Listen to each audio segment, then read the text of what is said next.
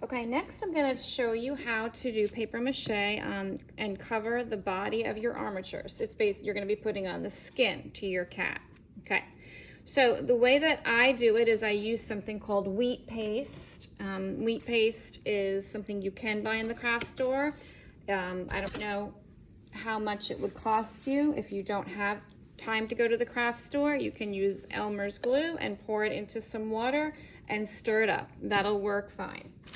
Okay, so for my wheat paste though, I'm gonna just use this. It's a powder, and you scoop it in. If anybody decides to buy some wheat paste, you need very little. You stir it up. You might remember doing this in like elementary school. Paper mache, when you put it on a balloon, right? When you wanted to make a piñata. Probably should have taken my rings off first, but anyway. Okay, so that's my paste. It's kind of milky and white and pretty thin, okay? You don't want it to be too thick. And I've already made some paper strips. I don't want them to be too long. You dip the paper strip, get it nice and wet so it bends easily. These are actually even too long, it looks like, for my cat. And I'm gonna cover him up one piece at a time. So I'm gonna lay the paper mache down. I'm gonna make it mold to his body or her body if your cat is a girl. Don't worry about what color the newspaper is. We're gonna be covering that. One little piece at a time. I would do the tail last. Kind of go around the base of the tail. You don't want to put too much paper mache and you don't want to put too much paste because we are just working with paper.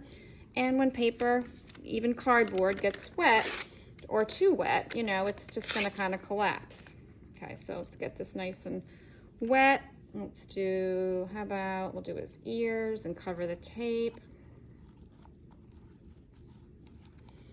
Okay.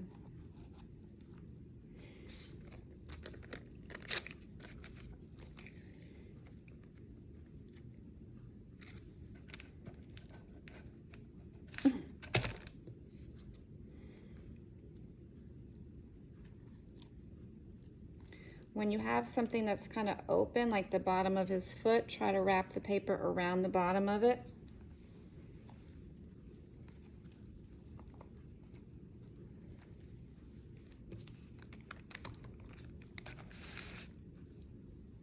So this is why I really don't want you to go buy a lot of paste. You can see you're not going to be using it a lot.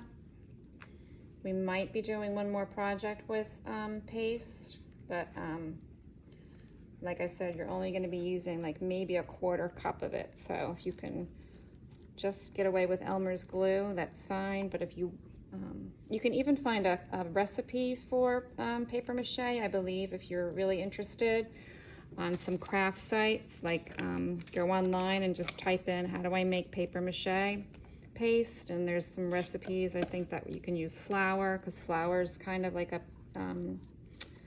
another one of those materials that does double duty, can turn into paste.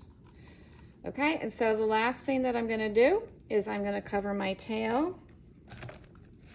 The reason we have to cover everything before we paint it is because we're going to be painting it and we need to create one smooth, cohesive surface.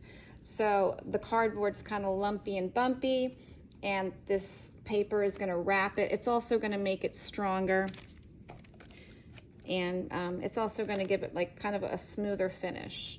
So as you're working, if it doesn't have a smooth finish, if you have lots of paste on it, or if your newspaper is kind of lumpy and bumpy, try to make it as smooth as you can, okay? Paper mache is gonna take about, oh, I would say about 4 hours to dry. So once you're done covering him up, or her, go stick him in a nice safe place to dry so that he can keep his form just the way he is.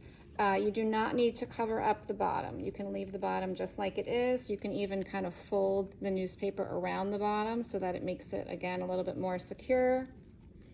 And wipe off that extra paste, okay? Just make sure it's exactly how you want it to be before you stop. And for extra paste, throw it in the trash. Don't put it down your sink.